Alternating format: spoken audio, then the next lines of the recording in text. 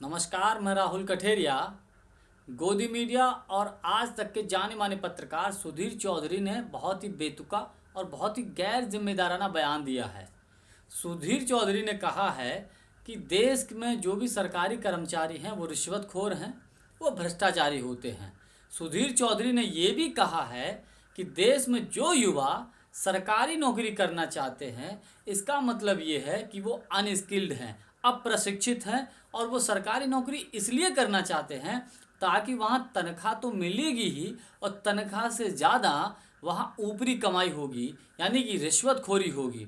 ये सुधीर चौधरी के बयान हैं, जो सुधीर चौधरी कुछ समय पहले तक जी न्यूज़ में थे और अब आज तक में आ गए हैं। और यही सुधीर चौधरी के ऊपर जब कांग्रेस की सरकार थी केंद्र में, तब 100 करोड़ की रिश्वतखोरी का मामला चला था और उस मामले में सुधीर चौधरी को तिहाड़ जेल भी जाना पड़ा था। यानी कि जो आदमी खुद तिहाड़ जेल घूम के आया हो रिश्वतखोरी के मामले में, वो आदमी ये कह रहा है कि देश में सरकारी कर्मचारी भ्रष्टाचारी या रिश्वतखोरी होते हैं, और देश के युवाओं की ये बोल रहा है, ये तो नाकारा और निकम्मे एक तरीके से इसलिए बोल रहा है क्योंकि इसका कहना ये है कि जो युवा कम टैलेंटेड होते हैं, कम पढ़े लिखे होते हैं, जिनके पास प्रशिक्षण का कौशल कम होता है, वही युवा सरकारी नौकरी की तरफ भागते हैं।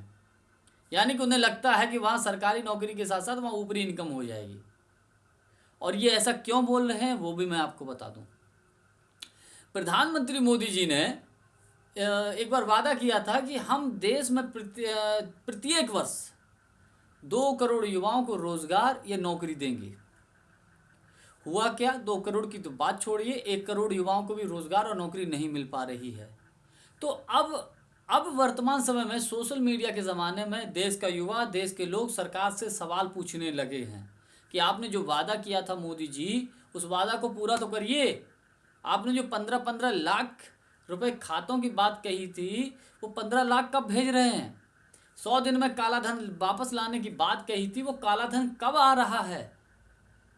तो अब चूंकि प्रधानमंत्री मोदी जी मुद्दों पर फंस चुके हैं, तो देश की जनता को, देश के युवाओं से मुद्दों को कैसे भटकाया जाए, तो इसलिए गोदी मीडिया के ये पत्रकार सुधीर चौधरी जी पूरी ईमानदारी और पूरी तत्परता के साथ सरकार की नीतियों का बखान कर रहे हैं। यानी कि जो जनता के मुद्दे हैं ये उसको नहीं उठा रहे हैं, और जो सरकार चाहती है कि आप ये बोलो तो ये वही बोलने लगते हैं। अभी हाल ही में, अभी 1 ही 2 दिन पहले उत्तराखंड के देहरादून में वहाँ के युवा छात्र और छात्राओं ने सरकार के खिलाफ बहुत बड़ा प्रदर्शन आंदोलन किया था।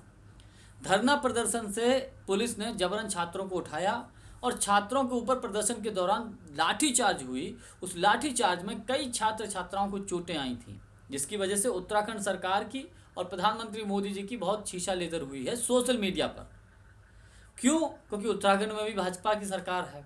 तो लोग सवाल करने लगे कि बच्चे केवल सरकारी नौकरी की मांग ही तो कर रहे हैं, और बच्चे मांग ये कर रहे हैं कि जो लेखपाल और पटवारी का उत्तराखंड में पेपर लीक हुआ है उसकी सीबीआई की जांच हो। तो क्यों नहीं करा रहे हैं? क्यों बार बार कोई बच्चा पेपर देने जाता है, पता लगा घर आया वो पेपर लीक हो गया, तो उसकी सोचिए उसके दिल पे क्या बीतती है, उस बच्चे के साथ साथ उसके माँ बाप, उसके घर वालों पर क्या बीतती है। ढेर सारी उम्मीदें होती हैं, होना ना होना बाद के वैसा है। बच्चों को कंपटीशन की तैयारी देने दीजिए, तैयारी करने दीजिए, एग्ज़ाम देने दीजिए, और वो पास हो या ना हो वो बाद के वैसा है, फिर आपके ऊपर तो उंगली नहीं उठेगी ना। लेकिन जो भी भर्ती निकले पेपर कराइए और लीक करा दीजिए, और ये इस मामले में फिर क्या होती है, छुटमुट कार्रवाई दिखा दी जाती है। उत्तराखंड सरकार ये कहती है कि भैया हमने देश का सबसे बड़ा नकल विरोधी कानून लागू कर दिया है।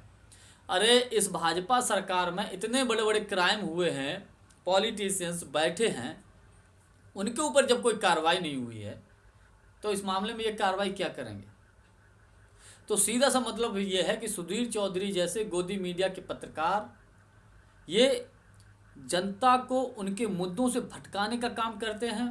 जो जनता से जुड़े हुए मुद्दे हैं, जैसे रोज़गार की बात ये नहीं करेंगे, नौकरी की बात ये नहीं करेंगे, महंगाई की ये बात नहीं करेंगे कि महंगाई कितनी आसमान छूती जा रही है, उसकी बात ये नहीं करेंगे।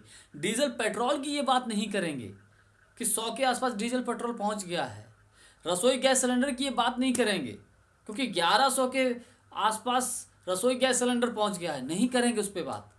ये बात क्या करेंगे? भारत पाकिस्तान, हिंदू मुस्लिम, मंदिर मस्जिद, और अब तो देश के युवाओं को ही नाकारा और निकम्मा बता दिया है सुधीर चौधरी ने, और देश के सरकारी कर्मचारियों को भ्रष्टाचारी और रिश्वतखोर बता दिया है। सबसे बड़ी विडंबना, मुझे तो हंसी सुधीर चौधरी जी के ऊपर आती है, तरस आता है। जो आदमी खुद रिश्वतखोरी का केस झेला हो और उस मामले में तिहाड़ जेल तक गया हो, और वो आदमी दूसरों को नसीहत दे रहा है। आज के लिए बस इतना ही। वीडियो को लाइक, शेयर और चैनल को सब्सक्राइब जरूर कर दीजिएगा। बहुत बहुत धन्यवाद। नमस्कार।